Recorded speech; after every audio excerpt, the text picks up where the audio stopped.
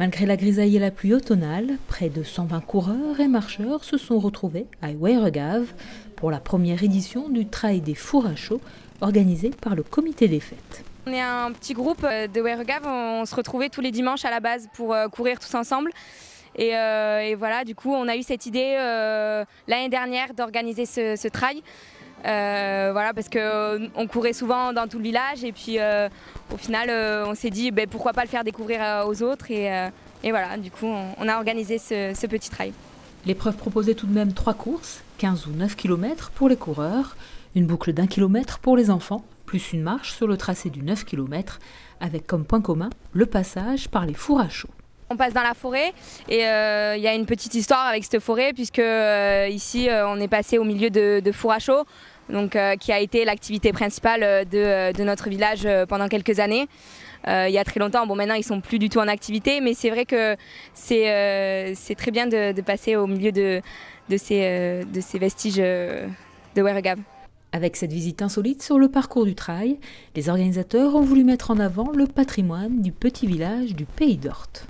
C'est quelque chose qu'on essaye de sortir de l'oubli. Alors ça fait 2 ans qu'on travaille le dossier, parce que c'est quelque chose qui n'est pas du tout connu.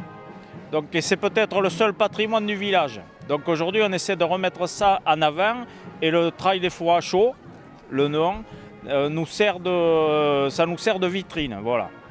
Pour le reste du tracé, coureurs et marcheurs ont parcouru la forêt et la campagne de Weregave avec des chemins ouverts spécialement pour le trail. Oui, beaucoup de chemins, pas trop de route parce que bon, c'est un trail. Donc après on s'est dit il faut que ça soit un peu casse-pied. Comme tout le monde nous l'a dit, le 15 surtout il était assez glissant, des côtes.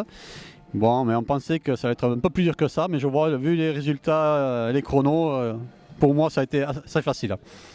Le 15 km a été bouclé en à peine plus d'1 heure et 6 minutes, moitié moins pour le 9 km avec 32 minutes 43. Au-delà du chronomètre, ce premier trail a semble-t-il séduit les coureurs. Le parcours du 15 était au début assez difficile. Il y avait une montée très très rude avec environ 200 mètres, je dirais à 100%, avec des cordes. Et puis après, bon, c'était un peu moins technique, mais un peu plus roulant, mais en tous les cas très sympathique le parcours.